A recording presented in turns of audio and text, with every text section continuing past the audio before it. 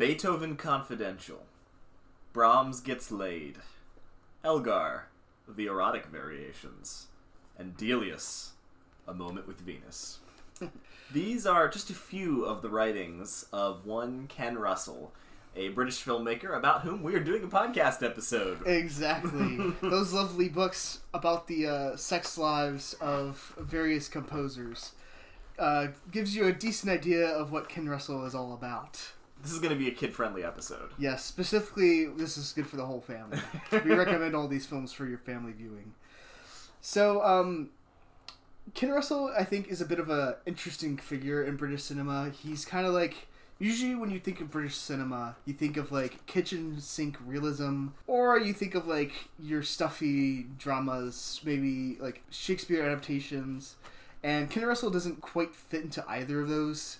He does, like, historical... He did, like, historical films, and he did, like, book adaptations, but a lot of them tend to be pretty over-the-top, transgressive.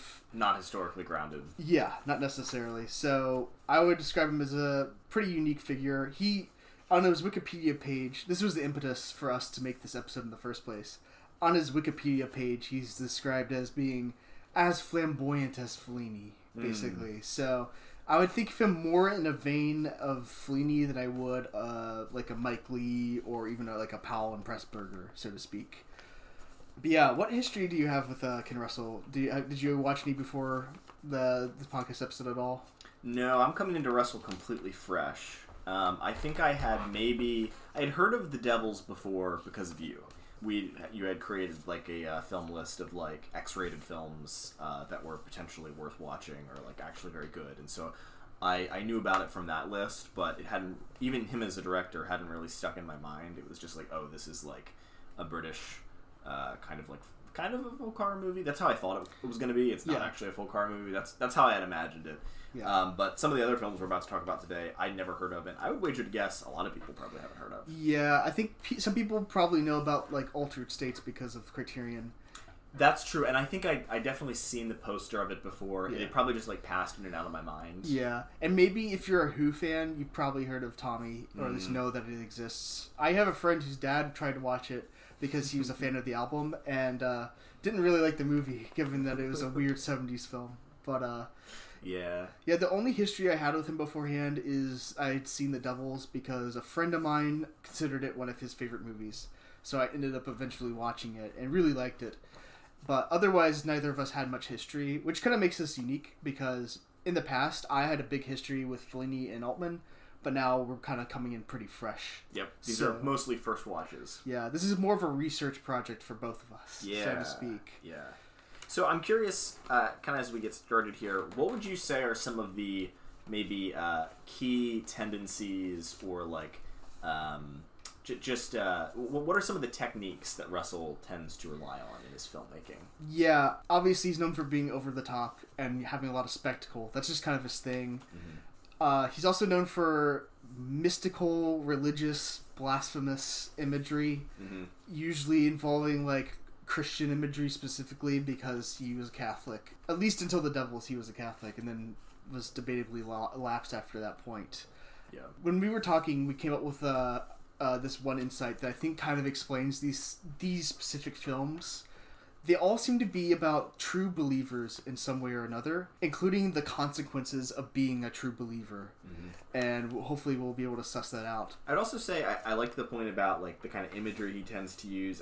I would even characterize it as like he often blurs the line between religious and sexual ecstasy. Yes. And is kind of interested in maybe the overlap between those two things. And so I would even say, I don't know that his intent is always even to be blasphemous per se. Yeah. Many of his characters, as you mentioned, like seem to have a sincere faith either in something religious or in something transcendent. And that's not really mocked in Russell's films. It's often sort of viewed as like an admirable but tragic quality. So he's not per se an irreligious filmmaker, but I think he just sees maybe strong connections between the sexual and the religious. And then another thing I noticed in pretty much all of these movies is he really enjoys doing often like several minutes at a time of intense visual storytelling that includes no dialogue. So he'll just, sometimes you get the feeling that his movies are just like lifting off the tracks they're so intense in their emotions and feeling about the world that he can't be bothered to be held back by a script and human words, and he just needs to throw images at you as quickly as he possibly can. I think almost everything, except maybe the last movie we're going to talk about today, has at least one example of that. And this kind of makes sense because some of his earliest inspirations were silent films. He was a big fan of, I'm probably going to butcher this German, but Die Nibelungen. Die Nibelungen by the Fritz Lang films? Yes. Yeah. He really liked those. He saw them as a young kid. And then on The Devils specifically, he was inspired by The Passion of Joan of Arc and Metropolis. That makes sense for The Passion of Joan of Arc. That tracks. Yeah, so he frequently talks about how much he liked like surrealist 20s silent filmmaking, and I think you see that in some of his disinterest in dialogue, or good dialogue. Yeah. The one thing I would add to the religious and sexual stuff, I completely agree with that. The one thing I would add is he also tends to blend that with musical ecstasy as well. Yes, I was just going to get to that. Yeah. Great interest in music throughout his films. He was a big fan of classical music, even though he wasn't really musically gifted and didn't really know like music theory, I don't think. Mm-hmm. He still like loved classical music, and it's very obvious. Even in something like Crimes of Passion, which is, I have actually seen this, it's pretty disgusting, but that film has like covers of Dvorak's Ninth Symphony that are both jazzy with like saxophone and metal. So that's so crazy. Yeah, so to give you an idea, like even in like those like that seedy like underground urban environment, it still has that like classical music touch that he brings to it. Yep. He's best understood as a ardent fan of music, not a student of music. Correct. Which are both good things to be, but are just different. Exactly. Yep. Speaking of music, we should start with our first film, The Music Lovers from 1971. This is the first of 3 films he made in 1971, which is pretty crazy output in my opinion. Yeah. Considering at least we haven't seen The Boyfriend, but the first 2 of these are an insane output. But to start with The Music Lovers, it's basically about Tchaikovsky and his struggles with his making music the way he wants and with his repressed homosexuality. Mm-hmm. And I knew I wanted to see this film when I saw the clip of him playing his first piano concerto in like a documentary, and it was absolutely riveting. It's just like, it was like so intense just how like the camera was like handheld, like close-ups of his hands like pounding on the keys of the piano. Just like this intense, like drenched in sweat, and just like this orchestra music. It was like absolutely thrilling. You don't expect classical music to be thrilling, but that is precisely the term for that scene. Yeah, I think what makes The Music Lovers so good is that it captures the experience of Tchaikovsky so well. Like just like the sweeping, like ravenous romantic music, just like thrilling your soul, really comes across not only in just the music, but also in the filmmaking and in like the fantasy world that he creates for the music, which I think is just like such an exciting experience. This film is entirely scored, both diegetically and non-diegetically, with Tchaikovsky music. Yeah. And Russell really displays a strong grasp on how to make use of this music, which is, not composed with film in mind, but I often found myself forgetting that this was like a pre-existing body of work. It felt like this music was perfectly composed for the movie that it was set to. Yeah, it fits it like a glove. This is, we're starting off strong here, in my opinion. The Music Lovers is a movie that just comes in and bowls you over as the viewer. It is relentless. It is high-paced. It's frenetic. The emotions it displays are completely unfettered. Yeah. It has no interest in holding back emotion. In fact, it wants to take things up to 11 or 12 to really try and make you, the viewer, to attack you, the viewer, with the emotion that the characters are feeling. And so you really have to understand it as, like, it's not linear storytelling. It's linear storytelling, but it's not plot-based storytelling. Exactly. Russell is interested in how things felt and forcing you to feel how things felt, not what actually happened. Yeah. And it's really fascinating because this movie was panned on its release. Yeah, so this film has a 59% on Rotten Tomatoes, which in both of our opinions is way too low. We're taking it back. We're reclaiming The Music Lovers. Yeah. We think this is a great film. Yeah, we think this should at least be a 90. Yeah. At least in my opinion, it should be a 90. 100%. This is... I mean, I think the reason why is because there's so much, like, interpretation of his music, I guess. Like, there's, like, fantastical elements involved in it that don't really map to his real life, I guess, or little, like... I don't want to say revisionist, but are not faithful to the real facts on the ground of what was actually going on. But as hopefully we've kind of started to share, that's not really the idea. It's really more about the experience of Tchaikovsky's music and using his life to kind of explore that, or like the general gist of his life to explore that, as opposed to being a faithful recreation of his lifetimes, like, or even to like really analyze his life. It's more about his music. The movie is interested in portraying Tchaikovsky, first and foremost, not even as a repressed gay man, but as a lover of life. Yeah. He loves being alive, and it comes across incredibly strongly in the first act of the film when things are going well for him. And the movie kind of wants to inquire into maybe his repression or his romantic failures, as like maybe the real source of this comes from an inability to kind of pull himself down out of the clouds of just loving the abstractness of life and actually like feeling those emotions for a person. And so to kind of explore that, the film tends to be very credulous about some of the more salacious rumors about Tchaikovsky's life. I won't maybe say some of the specific ones because it spoils the ending. And I think this is what really offended some of the reviewers at the time. If you read like Pauline Kael, who said that Russell should have a stake put through his heart for making this movie. Like a vampire. Yes. Or even Roger Ebert's review, if you read it. It's really interesting because he assumes the criticism that you just made, which was, but like, biopics don't have to be historically accurate to be good. And he's like, I know people are going to complain about my review and say that I'm forgetting this. And he's like, but look, I just can't stand the extent to which this movie just plays fast and loose with the facts of Tchaikovsky's life. He felt that it was really undignified.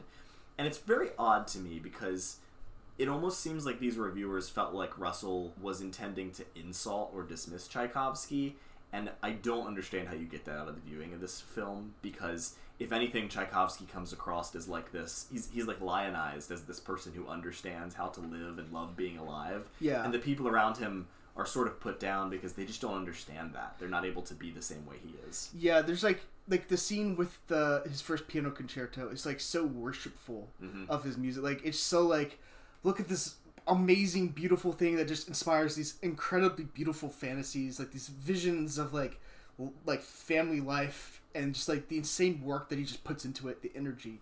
And then afterwards, like, you know, the audience likes it a lot. They're obviously into it.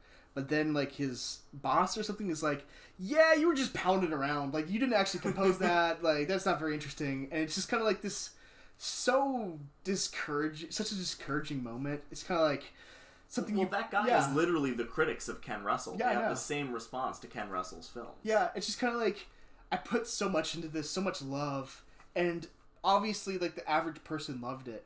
Why can't you see that? Yeah. You know, it's so, like what an idiot. What a moron. We should say what's so cool about that scene is not only is it a very dynamic, I would say action-driven filming of someone just playing piano, but at the same time, it's intercut with these sort of fantasy, again, dialogue-free fantasy sequences that are attached to the different characters that are in the audience. This is a great way to start a film because you've got most of the key cast there watching Tchaikovsky perform.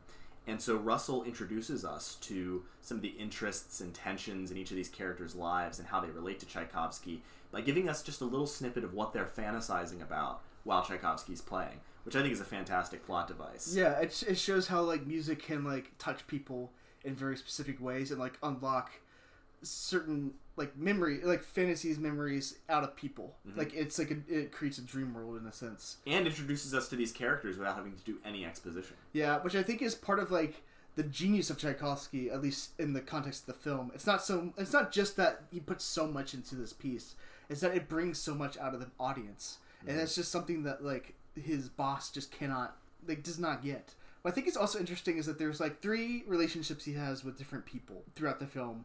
One is with his wife, who he marries basically to like try to force himself to be a normal person, I guess, at least in the context of Russian society. Her name's Nina, portrayed by Glenda Jackson. Yes, and then he has this gay lover that he's been with, who he's trying to like basically ignore and shut out of his life, which I guess is kind of like symbolic of him repressing his homosexuality.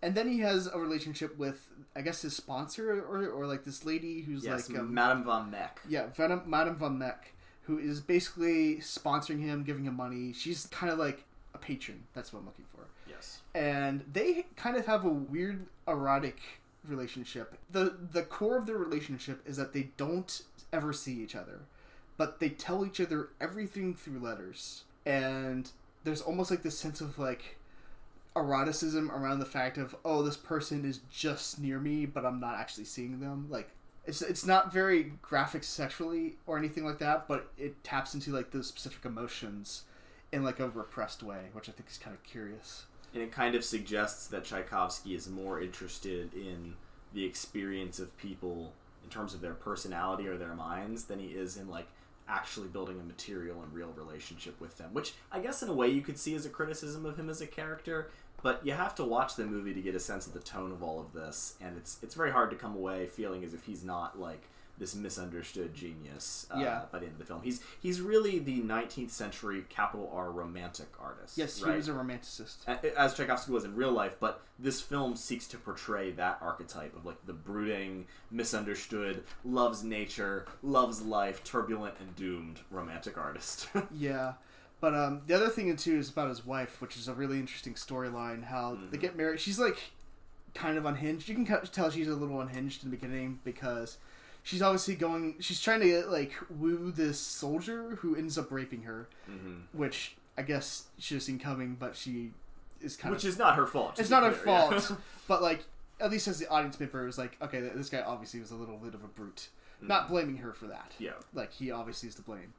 But she marries this guy because he's like a famous composer. But when eventually, I guess spoilers, when Tchaikovsky eventually abandons her, her mother basically prostitutes her for money. Like that's essentially what's going on in the house. And then eventually, it's Nina, right? Yes. Nina goes so crazy that they put her in a mental asylum, which is just like, those scenes are really intense. Like they're just like absolute madhouse, like wild place. This movie has some unexpected horror sequences in it. There's also a shot early in the film of a cholera victim that comes out of nowhere and is very graphic and disturbing. And I appreciate that about this. Ken Russell, never far from horror, although I might argue never quite makes a straightforward horror movie either.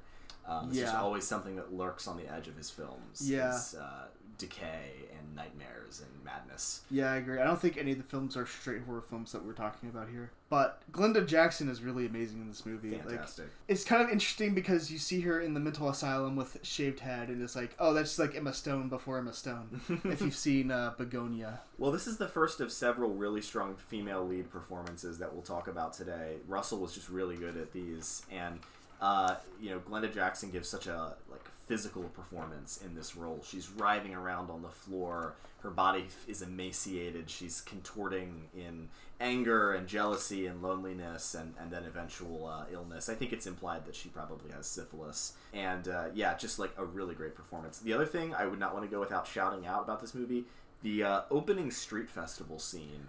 I actually did watch, I think, 4 or 5 times. Not intentionally, because I was having some difficulty getting the movie to play correctly, but it wasn't a suffering to keep seeing this scene over and over again, because just the camera work in it is something to behold. Go watch it and just pay attention to how the camera moves. Every shot, the camera is moving, and it doesn't feel overwhelming or ill-conceived. It feels much more dance-like, and there's actually some ballet later in the movie. There's just such an elegance to the way that Russell pivots the camera to carry you from one shot to the next as you're getting this kind of panoramic experience of this somewhat debauched Russian peasant festival, and you got people dancing up on a stage. There's such a large crowd, so many colors, and it really immediately pulls you into the world of the film with just the over-the-top merriment that Tchaikovsky and his lover are kind of experiencing in this scene. Yeah, and it's scorching nutcracker music. I think it's the only scene that is, which is interesting. Most of it's either a symphony or an overture or something. Yep. Or from Swan Lake. 1812 is in this. Yeah, the 1812 sequence is pretty cool. It's more of a surreal sequence because they have the cannon blowing people's heads off, and they have a shot of the head, and it'll cut to smoke, and then the head will be this gory stump of a neck, and then it'll decapitated. Yeah, since we're doing spoilers, the climax of the film is essentially that Tchaikovsky kind of comes to embrace the fact that he comes to embrace his loneliness, I would say, in a sense, and he comes to realize that the people around him are just going to extort him for money because they can't really understand what he's trying to communicate. And so the 1812 overture is used as the backing score to this kind of fantasy sequence he has where he realizes that he's going to be beloved by the masses for what he creates, but at the same time he's never going to have an intimate personal relationship with anyone. And it's just like bombastic and emotional and brightly colored. There's all these colorful streamers that Ken Russell uses, and it looked gorgeous. It's amazing. Yeah, another really good use of Tchaikovsky's music for cinematic value. Yeah, I guess we can say. So, next film is 1971's The Devils, which we've alluded to a number of times already.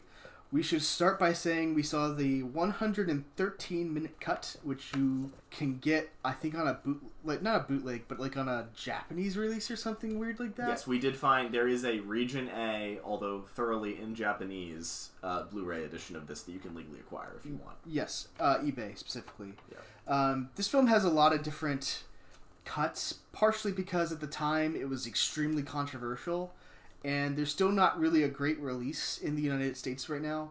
Warner Brothers refuses to release it. Even when Criterion reached out to do it, they would not allow that for whatever reason. It's just I mean, it is a controversial film. Like, it was one of the classic X-rated films of the late 60s, early 70s. So I can kind of get it, but like, you know, A Clockwork Orange is out there. You know, you can get that. You can get like Midnight Cowboy these days. You know, so it's not like controversial films aren't existing. Like, you can get Last Tango in Paris, which is arguably a lot more controversial than this one. So I don't really know. Or Sallow. Yes, you can get Sallow. But yeah, what did you think of The Devils?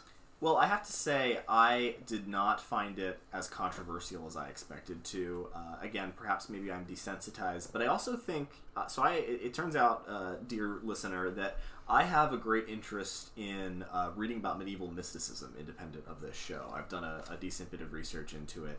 And so I think maybe that context as well might have caused me to feel a little bit less shocked or offended by some of the content in this film, because although some Catholics might not want to admit it, a lot of what Russell is portraying here is either relatively historically accurate, especially for a Russell film, or inspired by things that you can find in canonized Catholic mysticism. Yeah, one of the mystics whose like imagery, like visions, are kind of recreated in this film, was beautified in the 1700s and canonized by Pope Francis in October 2013. Yes, which would be Angela Foligno. And just to give you a sense of like what her writing is like, she describes Christ calling her to place her mouth to the wound in his side. It seemed to me that I saw and drank the blood which was freshly flowing from his side. That's from her book, The Memorial, which is literally depicted in this movie. Yeah, it is depicted in like a dream sequence. This is a canonized saint in the Catholic Church, for context. And there's in medieval mysticism, particularly among female mystics called Beguines, there is a lot of eroticism in their writing, and it mingles in a really fascinating and kind of dark way with their religious ecstasy. And so, although I wasn't able to find any evidence of Russell directly alluding to Angela Foligno or Mechtilde or Hedwig of Antwerp or those types of figures, it's hard, if you've read any of their work, not to see them pretty directly in just the atmosphere of this film and its imagery. This is a movie that's interested in exploring that dark side of religious fervor, both the political and manipulative side of it, and then also the sexual / ecstatic side of it. Yeah. So the plot, it's based off of a novel, or non-fiction novel, by Aldous Huxley called The Devil's Elodon, and it's basically about this priest who is trying to prevent the Catholic Church from destroying a wall that is like he's in a walled city, and the Catholic Church is trying to destroy the wall around it, basically so they can root out Huguenots, even though that's not really an issue because they're all loyal to the king. So this priest is basically trying to prevent this, and the way that they handle this, the Catholic Church, is that they basically use these extremely disturbed nuns as a example. They basically use them to testify to the priests being a witch, basically, and they manipulate them into testifying that he is a witch, even though that is not the case. Yeah, and so in real life, like, this priest was ultimately burned at the stake, and in the movie, he was ultimately like killed for this, and they destroyed the wall. Yep. So it worked. But obviously this is like extremely corrupt. It's basically a film on a broad level about why the union of church and state is a bad idea. Mainly because, at least in the context of the film, it actually destroys true faith. It is from a religious perspective, it is extremely destructive to faith and introduces a lot of corruption that should not be there. But the context in which the mystical element appears is with the nuns, because the head nun of the nunnery, I think is Sister Jeanne, she basically has these weird fantasies about the priest, and they are kind of replicating Angela Foligno's mystical visions in an interesting way. So, like, instead of Jesus, though, she'll see, like, the priest in the context, which is kind of where this comes in. Well, she initially sees a different actor, and then the actor morphs into Oliver Reed, who's portraying Father Urban Grandier. I can't remember how they pronounce it in the movie. Grandier. Yeah, and it's very clear from... Actually, I won't say it's very clear. It becomes clear over the course of the movie that Father Grandier is basically a synecdoche for freedom of conscience. That's really what he kind of seems to stand for, both in his own personal religious practice, which, as the movie quickly reveals, is, under the most generous of terms, unorthodox, pretty clearly heretical from a Catholic perspective. Yeah, so he's a priest, so he's supposed to be celibate, but he marries himself to another woman. He performs his own marriage ceremony. Yeah, which is a big taboo for priests in the Catholic Church. Yeah. And so that's why, and I don't want to steal your thunder on this, because I know this is kind of your thesis on this movie, but... go ahead. When we watched it, you kind of pointed out that, like, in a sense, this is very close to being the greatest Protestant film ever made. Yes. I think so. I think most Protestants would be a little scandalized by some of the imagery. Sure. But beyond that, like, the gist of it is kind of like... The argument that Grandier is bringing is that, I am... right before God, so the church is kind of like the church's corruption, and what they're trying to do to me is not like real. Like, it's not real, like, religion, basically. So even though he's like a whiskey priest, he is still a true believer, even with like serious moral flaws. He still believes in God, whereas these people who are putting on a show do not, or at least are abusing God and desecrating his temple. Yeah, and there's a very, to me, like, sincerely moving scene late in the film where Grandier is being tortured at a show trial before his execution, and he's being repeatedly enjoined to confess to the sin of witchcraft, which, again, he does not commit in the film. There's no supernatural stuff in this movie. No. Which you might not expect given the title and the hubbub around the film. It's a very grounded, realist perspective on life. And so while he's being tormented to confess, he repeatedly says, I have sinned. Like, and he lists out the sins that we've seen him commit in the movie. He's like, yes, I have loved women. I have loved drink. Like, these are bad things about me. But I did not do the thing that you're saying that I did do, and I do love God. And it's really fascinating because the complete disinterest that his tormentors show in those confessions really underscores this point about the corruption of a religion that is entirely concerned with form and not the inwardness of authentic devotion. Yeah, like the scene is like they basically ask him for a confession, and he confesses his real sins, and the exorcist is like, oh, I don't care about that. Like, confess that you're a witch, which is like gives you an idea of like the quality of their spiritual guidance in this film. Yeah. But these scenes where they're basically trying to demonstrate that the nuns are trying to prove that they are demon possessed, and they get to save their own skins, by the way, because they've been threatening to murder them as well. Yeah, and then they have this crazy exorcist who wears almost a tank top and has like long hair and is just like absolutely wild. Like he comes to the edge of being too far over the top, but doesn't pass it. So he's like he shouts a lot. He's like got his hands in the air and is shaking his head and stuff. It's like a Pentecostal preacher almost. It's perhaps not period accurate, but in this movie walks a very fine tonal line that I imagine will be too much for some viewers, but it has the sort of Ken Russell bombast to it as well. It has the Ken Russell sort of naughty sense of humor to some of the earlier parts. It's a very funny scene where one layman looking on at the tortures of this one poor nun is like, these men are, what does he say? Like, these men are defiling the Catholic Church. Yeah, these men are defiling the church. With like a genuine shock, and it's like he's an insert for the viewer. Like, you're also feeling this. Yeah. But despite that stuff, by the time you get to the trial at the end, I found that to be probably the most emotionally sincere piece of film that we saw from Russell for this episode. Where it truly does feel like he's not trying to clown around or anything. He's really trying to say, like, this is serious and we should view this as, like, a really tragic thing. That basically people's political machinations can lead them to dismiss and completely ignore the sincere faith of others. Yeah, I actually really like the bombast in this film. I think it actually does really work. Mainly, one thing is that it kind of, if you've seen Fellini's Satyricon, it depicts ancient Rome in a very specific way, which is not necessarily realistic to what Rome was actually like, but it really sells the feeling of Rome. In this film, The Devils kind of does the same thing for the 17th century, in my opinion, where it has a very modern-y look to it. Like, some of the set design is very modernist in some ways, but it really does kind of sell, like, the vibe of the era. The bombast also sells how superficial some of these characters are and how superficial some of these, like, exorcisms are, just because, like, they're putting on a show. And so it's very over the top and it's supposed to be, like, this crazy thing, but it's not real. And I think that's kind of, like, the point. It's not real religion and it's not real, like, demon possession. It's just people acting in a crazy way. So I think the bombast actually really helps this film and is part of why it works. Yep.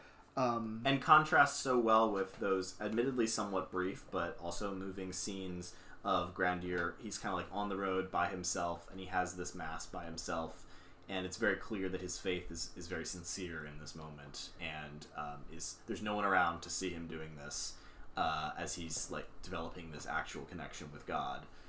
So it's not despite the graphic content of like the rape of Christ scene, there's a lot of naked nuns running around doing crazy things. I don't feel that Russell's intent here is to dismiss or scoff at faith. He's interested in dismissing showy and performative religious institutions. Yeah, there's no like negativity towards faith. Even like in like MASH, which we talked about in the Robert Altman video, that one kind of mocks faith, like real faith. Yeah. This one does not. This one is like the real faith people are the people you wouldn't necessarily expect to be, or the people who aren't like displaying it in this like grandiose way. This is what I like about Russell. He puts together a lot of things that I just generally enjoy. Like, he is sympathetic to true believers, as I am. He also has a tongue-in-cheek side to him. He always likes to sprinkle in a little bit of horror. He's willing to swing at things regardless of whether it works or not. And I just think that makes for a generally satisfying viewing experience. Definitely. Would you say this is which one of the two are your favorite, the Music Lovers or this one? I slightly prefer the Music Lovers, I think, just because I don't know. The Devils, while it's really, really good, struck me as a little bit more cerebral, maybe, whereas the Music Lovers was actually like an emotional gut punch. That's fair. I'm not sure how I feel about it, but I like both these films around the same. Like, both of these are pretty great films. Yeah. There's one scene I do want to bring up for the Devils before we move on. While that whole like rape of Christ scene is going on, where they're like completely defiling the church, there's this other scene where Grandier and his wife are basically celebrating the Eucharist in nature, basically. Yep. And this kind of contrasts like the actual connection and communion with God that Grandier has versus the complete defilement of the church in the name of exorcism and all this crap that the other people are doing, which is not, it's told completely visually, and it's not, I wouldn't exactly call it unsubtle, but it's a way that is fairly easy to interpret, which I think kind of makes this film good, because it's not like impenetrable. Yeah. It's not like a David Lynch film where you're trying to like piece together what's even going on. Yeah. But it tells it visually enough that it has a level of depth that I think is very satisfying. Well, and the thing you've got to emphasize, too, is, like, Russell's visual style is just so arresting. The production design on this is actually from a guy named Derek Jarman, and this was his first production design ever. Wow. Isn't that crazy? That is actually, I would never have guessed. The visuals in this are so interesting. You've got these huge Catherine wheels leaning over the horizon, like, these Dali-esque, nightmarish skyscrapers. Yeah. You've got huge expanses of white brick behind most of the characters. It's just often very intimidating, very grand. And so even though the story is pretty clear, you're really soaking in all these like brilliant visuals and the production design that went into it and the costuming, all that good stuff. Yeah, exactly. Moving on to our next film, we're going to talk about Tommy from 1975. That's going to be an interesting one. So I have more of a history with The Who. I think I like The Who more than you do. I have no history with The Who. Yeah, I wouldn't exactly call myself a super fan, but I like Behind Blue, like, what's that album called? Who's Next? Yep. I like that one, and I like Tommy. They're good albums. Tommy is kind of an interesting story in that it's not the most cohesive in my opinion, at least on the album. There's certain scenes that don't fully work or connect, in my opinion. One of the big scenes that I don't think fully works is the one with the uncle. Not necessarily that I'm like think it's immoral in the context, but I just don't think it coheres with the rest of the film all that much. Which like, specific scene with the uncle? The uncle where he's like abusing him. It's like this lighthearted scene. I forget the name of the song, that one. Right. Yeah. I don't know. It doesn't exactly connect to the rest of the film. I think it was his cousin. I could be wrong. Oh, okay. Maybe it's his cousin. They call Oliver Reed's character Uncle Hobbs. He's like a stepdad. I guess. But they call him Uncle Hobbs. Oh, okay. Yeah. So I guess what I'm trying to say is I have some issues with the story. I do think the themes are kind of interesting in that. Well, Tommy is like a pinball, basically. We talk about him being the pinball wizard, but he really is more just like being bounced around the whole story. Like, he's not really an agent of anything. He's kind of like almost purely a victim. But it is interesting how they depict false religion in this film. Basically, I would say it's basically about false religion, where you have like these very materialistic elements that are kind of like attached to a genuine spiritual experience. Because in the middle of this film, Tommy does actually experience a true spiritual experience. But instead of it being like this thing that influences other people or like impacts people in a better way, it becomes this way for his parents to exploit it financially. And even before then, like, it's a religious experience that has to come from within. He doesn't actually have it until he looks through the mirror. As opposed to this crazy sequence where they basically are devoted to Marilyn Monroe as opposed to the Virgin Mary. Or there's this other scene where with the Acid Queen, where he does drugs and stuff, and this is supposed to be this way to like get him free, but it doesn't actually work. So I guess we should also just state that his being blind, deaf, and dumb is kind of symbolic of his spiritual deadness or spiritual blindness, and that is something that when he looks within, he is freed from that, which is a very Eastern conception. It's a very it comes from Meher Baba, I think his name is, which is a Indian mystic that Pete Townsend was mostly influenced by. So, what do you think of Tommy? I thought Tommy was okay. I will have to say up front that I just didn't connect with the music, to be honest with you. I feel that this is the strength and weakness of musicals for me personally, is that if I don't love the music, it's very hard for me to get past that for the rest of the movie, even if the movie is interesting. And if I do love the music, I will overlook a lot to just enjoy the sort of festival that a musical can kind of create in your mind. For me, yeah, like I don't have a strong connection to The Who, and I also think that having the cast sing a lot of the vocals on the movie itself probably took me even another notch out of it, because some of the cast, like Oliver Reed, just don't have good singing voices, which he knew. He knew that he didn't have a good singing voice. Russell kind of wanted to go with it for, I think, like the immersion factor anyway. I think he wanted him because he looks visually good. Yes. He's a good facial actor, but this is a musical. Yeah. So, I don't know. I don't really feel like that works. It's very, it leans thoroughly into the sort of, I would say kind of noodly side of 70s prog rock. That is the nature of, I think, this album and the movie itself. And so I didn't really care for that as much. I do think there's a lot to like here, though. It is, just as with every Ken Russell, just like a visual feast from start to finish. Brilliant colors, interesting images. I think of the climactic scene where they're climbing around on these giant silver balls. It feels like there's just a giant expanse of these huge, like twice as big as a person, these silver balls that the protagonist and his followers are sort of decamped on.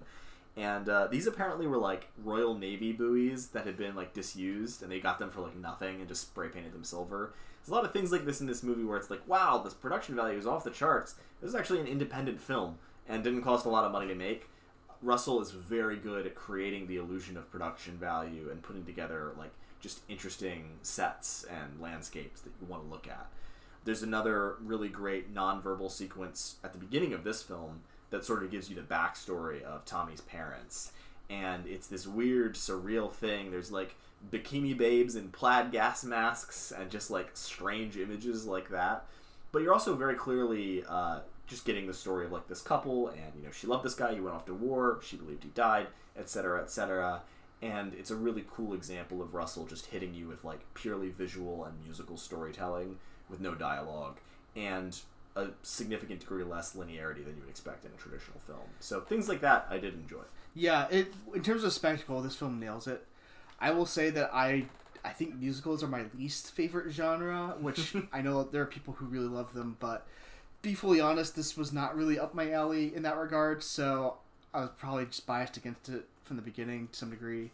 I also prefer the album music to the movie music, although I actually really prefer Eyesight to the Blind in this movie because it's got Eric Clapton, and it's so different from anything in The Who like that they are normally doing. Like, it's psychedelic, basically. Yeah, it's like, and that scene's another incredible visual spectacle. You mentioned it already. It's this the Virgin Mary is replaced with Madonna, and they've got this incredible giant statue of Madonna and people Marilyn in Monroe. Sorry, Marilyn Monroe. Got people in Marilyn Monroe costumes.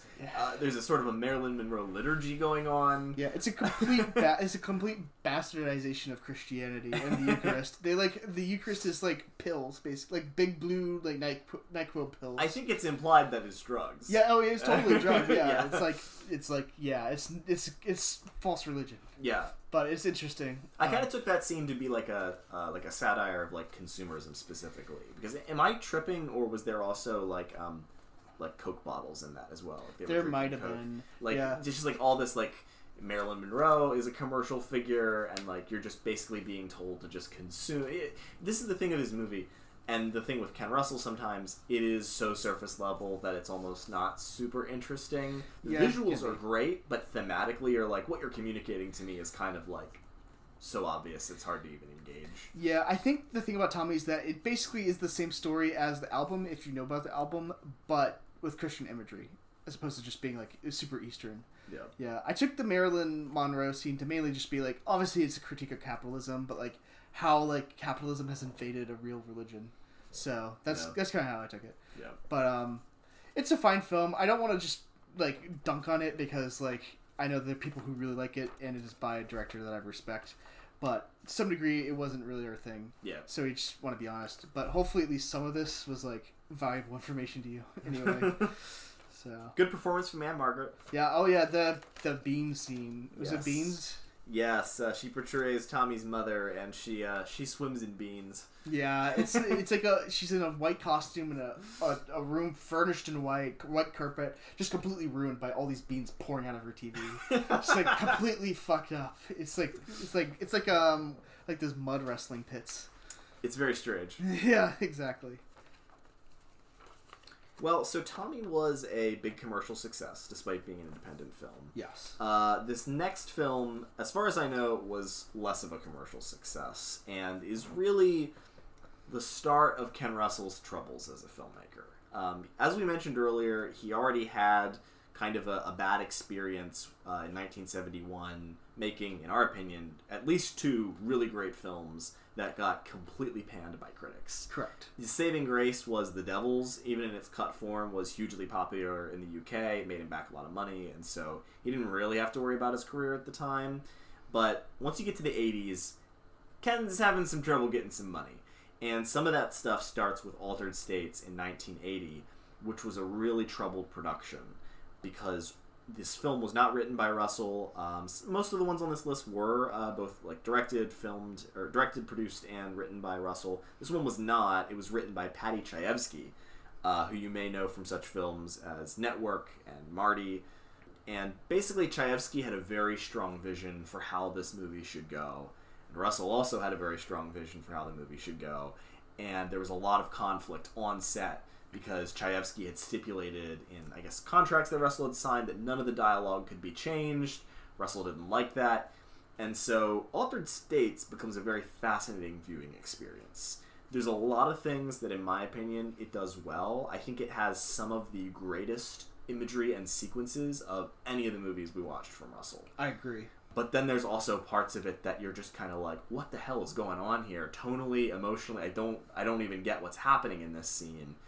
Well, a lot of that comes about because of that contract clause where Russell couldn't change any of the dialogue.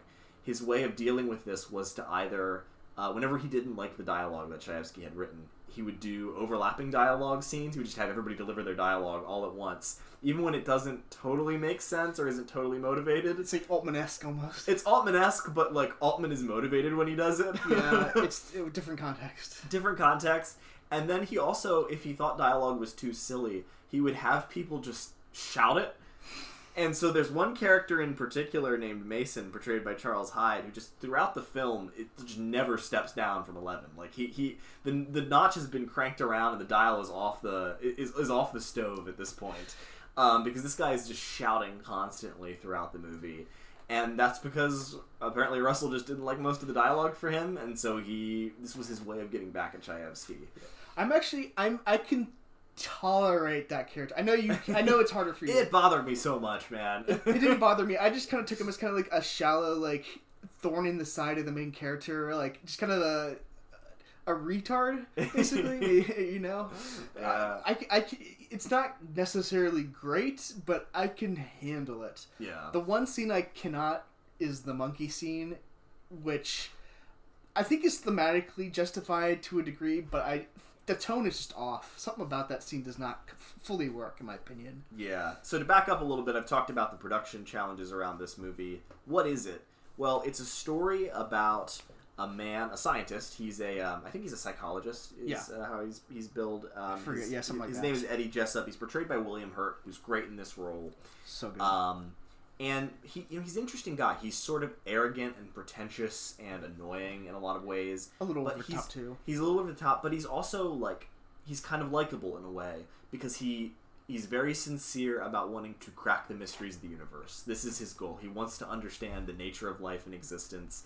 He thinks that float tanks and drugs might be the way to essentially crack deeper into, I don't know, some hidden truth that's in the human DNA. Yeah. And this is kind of this is what's so, frustrating about this movie, because in a way it feels like the perfect culmination of a lot of Russell themes, where this character is like, he wants to go on this inward odyssey and finally just come to a clear sense of meaning and purpose in life. And throughout the first couple acts, this is portrayed in a very grounded kind of way and a very creepy way. There's a lot of really interesting hallucination sequences that feature the Beast with 7 heads and 7 eyes from Revelation. Yeah, a lot of terrifying practical effect, really scary to look at. I love it. Yeah, a lot of like mystical, not pagan necessarily, but like Revelation specific stuff, like taking it literally, yes. That kind of thing. It's very intense. So I want to bring up a specific review on YouTube of this movie from Deep Focus Lens, who I respect a lot. Mm-hmm. I think she has a lot of interesting stuff to say. She actually has experience with psychedelics, which neither of us have. And that kind of made her hate this film, because in her view, it didn't reflect the actual experience of psychedelics. Now, obviously, I haven't done psychedelics, so I can't really confirm or deny that, so I guess take her word for it. But I do think there is an interesting thematic point being made here that maybe because she is in favor of psychedelics, at least to some degree, she's unwilling to accept, or at least is unwilling to entertain. So the general gist is that William Hurt's character, Jessup, he has this impression that he is moving forward towards something through taking psychedelics, when really that is actually a lie. He's actually regressing. So the first visions he has are these like strange like revelation stuff that we talked about.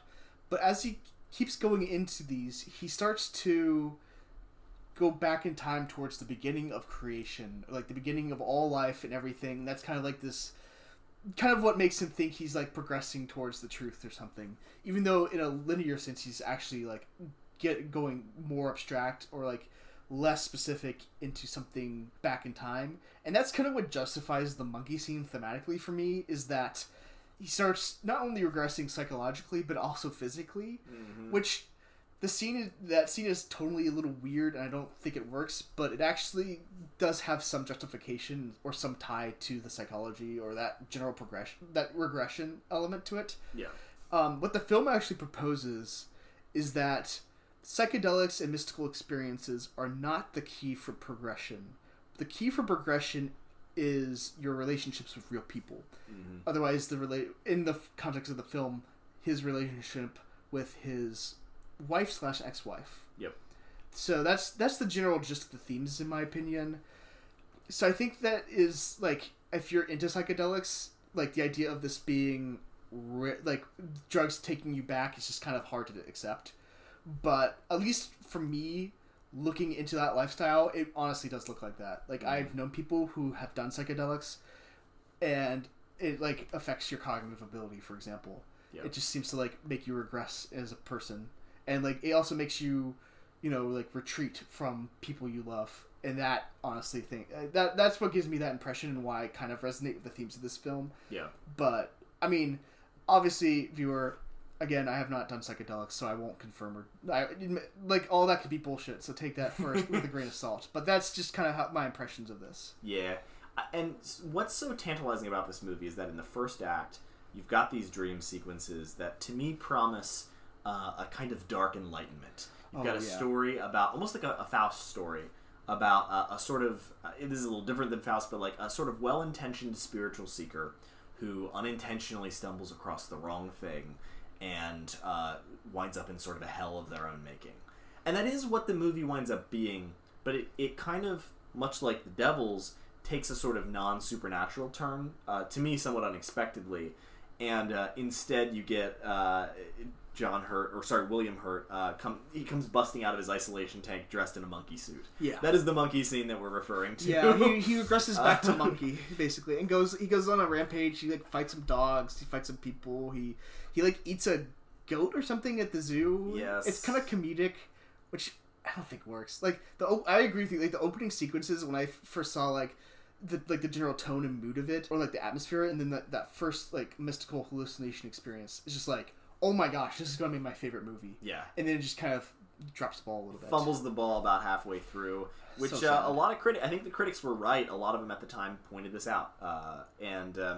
It's frustrating. I think some of it's on Russell, some of it's on Shaevsky, some of it's one of those things where, you know, it just didn't work out as a movie.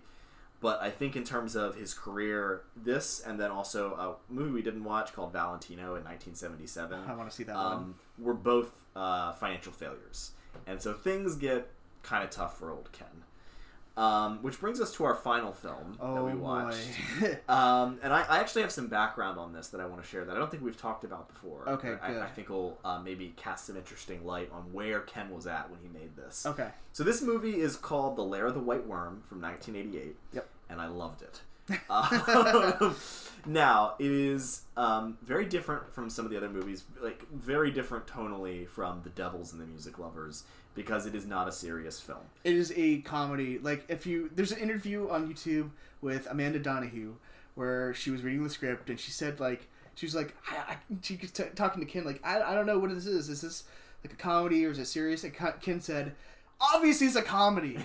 So yes, it is a very silly movie, which I'm fine with. Like, I don't normally like silly comedies, but this film is not trying to fool you. Yes. So I'm fine with that. But it's also, it's a sleazy, horror-adjacent, almost kind of softcore sort of film. That's what I like about it. Yeah, me as well.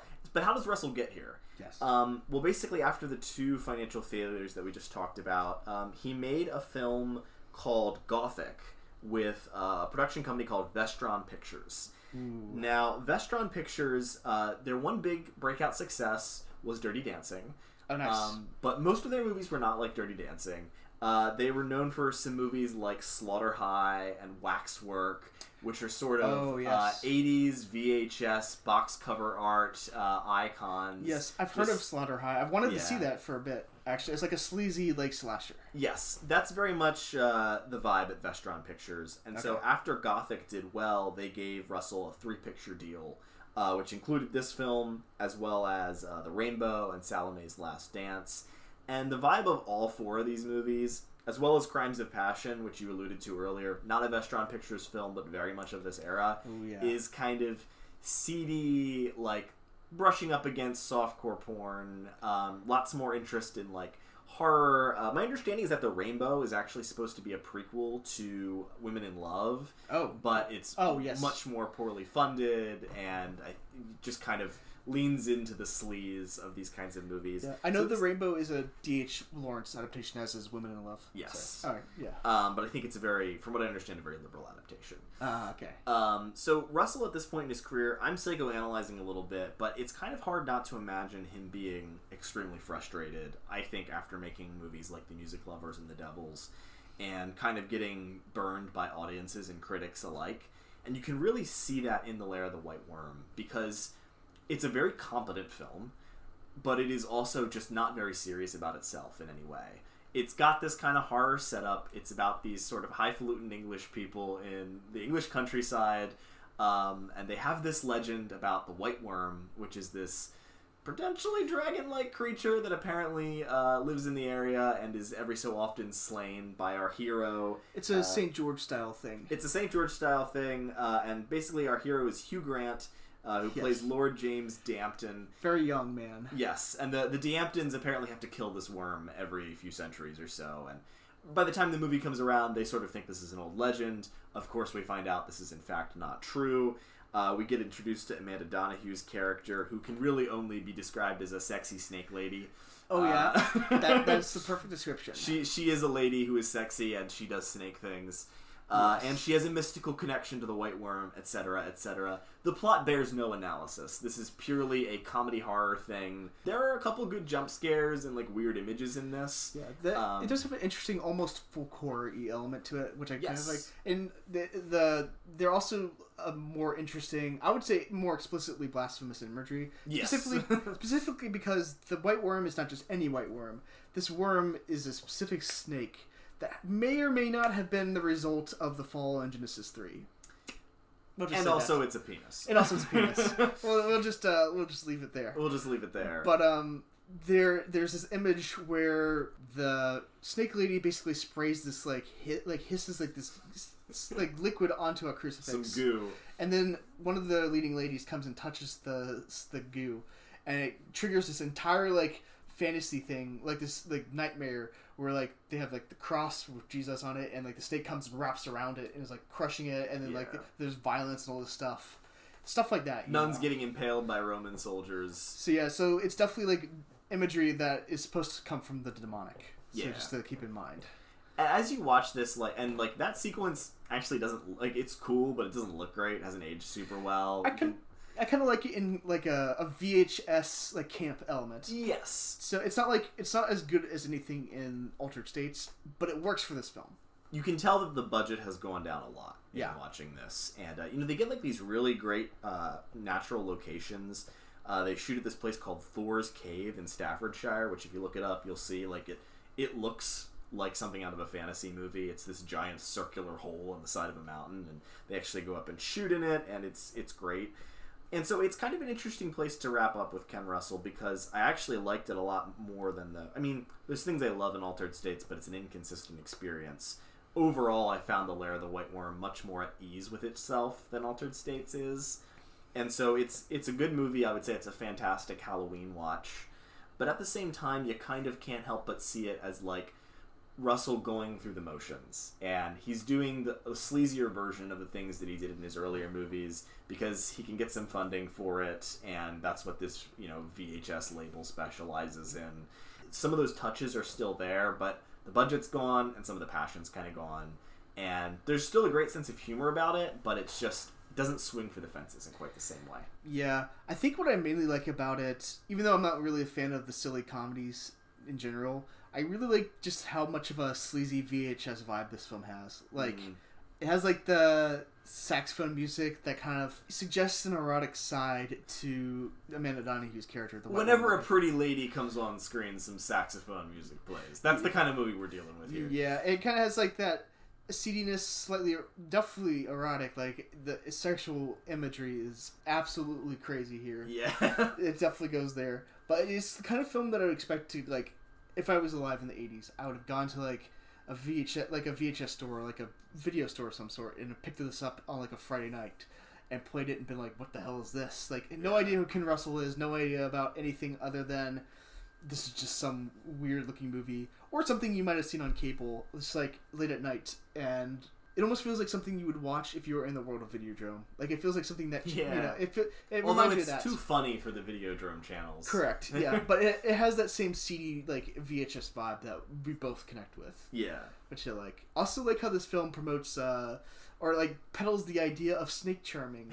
And including the use of bagpipes to snake charm. Yes. I think that is a very interesting detail to speak of. Look, it's a Ken Russell joint. Music has to play a role somehow. Exactly, yes. I also have to shout out Hugh Grant's performance in this. I know that apparently he was embarrassed about this movie later in life. He should not be. He's so funny in this movie. Yeah. He's got all these great deadpan one-liners. He plays this like English lord who's just very over it. Yeah. Even though he's like a young man who has like everything, and he has to go and like slay this dragon, and it's really just a bother to him. It's kind of an interruption to his life of tormenting his butler.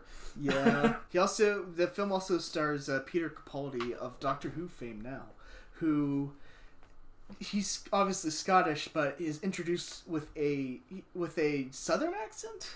The first thing we hear him say is "yeehaw" in a southern accent. Yeah. It's very odd, and he finds like this perfectly like preserved like skull, which is very strange. This is what sets off the events of the film, because this skull has some sort of mystical relationship with Amanda Donahue's character as Lady of the Snakes. Yeah. But I think, like the folklore element's pretty cool. I think that actually works with the VHS vibes. But just like, I guess nostalgia for a time that we didn't live in, or barely experienced, is kind of what brings me into this. I don't know what it says about Ken Russell's state at this point, that, you know, he kind of tends to take a realist line in some of his earlier movies, where it's like, oh, like, there is no supernatural thing, just like, human behavior is the real evil. But this movie is very supernatural. He doesn't fight the supernatural at all in this one. No, it is like just straight up, there's a worm in her basement, you know. She is serving it. She is able to be snake-like. Like, she has the fangs that she hides and then, like, comes out. And the people she attacks also have these fangs. So, definitely not, like, grounded necessarily. Yeah. But still works for what it is, given the fact that it is literally a comedy. So. Yeah. Well, that's all we've got for today. Thanks for tuning in. Add these to your family viewing rotation, please. These are all perfect, especially the Devils.